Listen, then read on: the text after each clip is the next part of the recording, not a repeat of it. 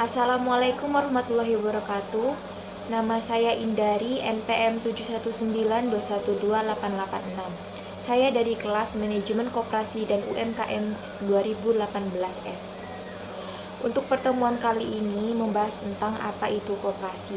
Koperasi adalah badan hukum yang berdasarkan atas asas kekeluargaan yang anggotanya sendiri terdiri dari orang perorangan atau badan hukum yang bertujuan untuk mensejahterakan anggotanya. Umumnya, koperasi ini dikendalikan secara bersama-sama oleh seluruh anggotanya, yang dimana setiap anggota memiliki hak suara yang sama dalam setiap keputusan yang akan diambil oleh koperasi tersebut. Koperasi pada awalnya dimulai pada abad ke-20, yang dimana secara spontan dilakukan oleh rakyat-rakyat kecil, yang dimana mereka melakukan usaha-usaha kecil yang spontan untuk merubah perekonomian yang rendah, sehingga mendorong para usaha kecil ini untuk ingin mengubah hidupnya lebih baik lagi. Di Indonesia, ide-ide perkoperasian ini dikenalkan oleh Raden Arya Wiratmaja, yang dimana pada tahun 1896 beliau memperkenalkan koperasi dengan membangun sebuah bank untuk para pegawai negeri sipil. Karena semangat yang tinggi untuk mendirikan koperasi, selanjutnya diteruskan oleh Dewald van Westerhout. Setelah bangsa Indonesia merdeka pada tanggal 12 Juli tahun 1947, Gerakan Koperasi di Indonesia mengadakan Kongres Koperasi pertama kalinya di Tasikmalaya. Hari itu kemudian ditetapkannya sebagai Hari Koperasi Indonesia. Bapak Muhammad Hatta, yang dikenal sebagai Bapak Koperasi, beliau mengusulkan 3 macam koperasi. Yang pertama adalah koperasi konsumsi, yang kedua adalah koperasi produksi, dan yang ketiga adalah koperasi kredit.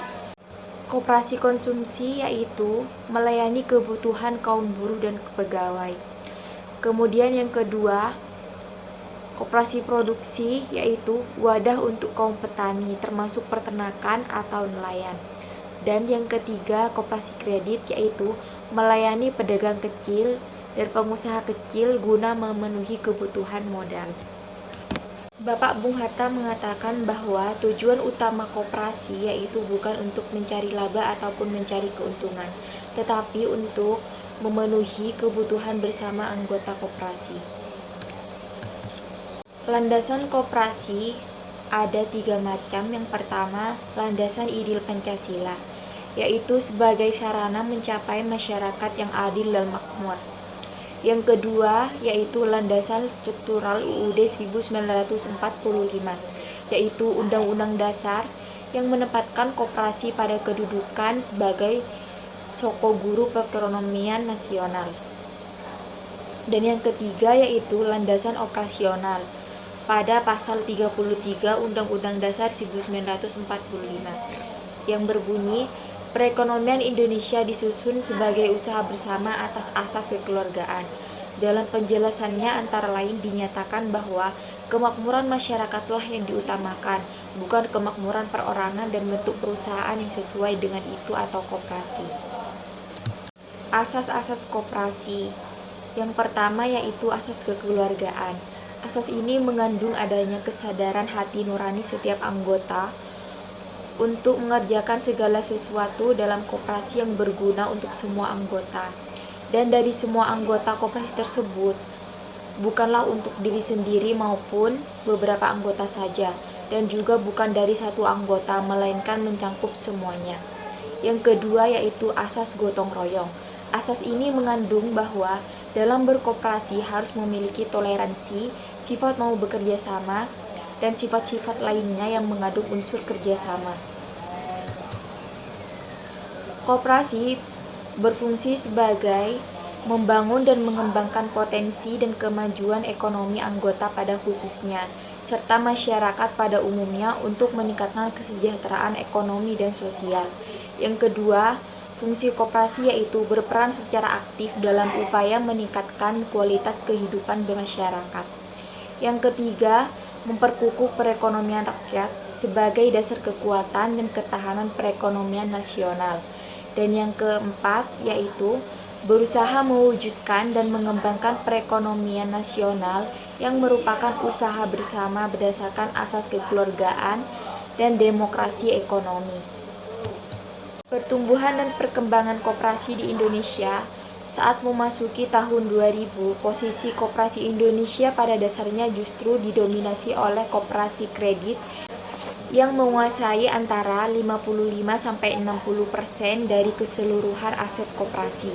Sementara itu, dilihat dari populasi koperasi yang terkait dengan program pemerintah hanya sekitar 25% dari populasi koperasi atau sekitar 35% dari populasi koperasi yang aktif. Pada akhir-akhir ini, posisi koperasi dalam pasar kredit mikro menempati tempat kedua setelah BRI unit sebesar 46% dengan pangsa sekitar 31%. Dengan demikian, walaupun program pemerintah cukup gencar dan menimbulkan distorsi pada pertumbuhan kemandirian koperasi, tetapi hanya menyentuh sebagian dari populasi koperasi yang ada. Sehingga pada dasarnya masih besar elemen untuk timbulnya kemandirian koperasi. Potensi koperasi pada saat ini sudah mampu untuk memulai gerakan koperasi yang otonom. Namun fokus bisnis koperasi harus diarahkan pada ciri universitas kebutuhan yang tinggi seperti jasa keuangan, pelayanan infrastruktur, serta pembelian bersama. Dengan otonomi, selain peluang untuk memanfaatkan potensi kesempatan, juga terdapat potensi benturan yang harus diselesaikan di tingkat daerah. Dalam hal ini, konsolidasi potensi keuangan, pengembangan jaringan informasi, serta pengembangan pusat inovasi dan teknologi merupakan kebutuhan pendukung yang penting untuk kuatnya kehadiran koperasi. Pemerintah di daerah dapat mendorong pengembangan lembaga penjaminan kredit di daerah. Secara umum dapat kita ketahui mengenai koperasi, yaitu sebagai salah satu contohnya di sekitar kita, yaitu di Universitas Wiraraja Madura, yang dimana akan membuka bisnis atau peluang bisnis di daerah Sumeneb, yaitu membuka minimarket dan juga kafe. Jadi dapat ditarik kesimpulan bahwa koperasi merupakan sebuah organisasi yang memiliki badan hukum yang bertujuan untuk mensejahterakan anggotanya dan juga bertujuan untuk mensejahterakan masyarakat, yang dimana dari hasil sisa usaha akan dibagi rata untuk semua anggota yang ikut andil di dalamnya. Sekian yang dapat saya sampaikan, kurang lebihnya mohon maaf. Wassalamualaikum warahmatullahi wabarakatuh.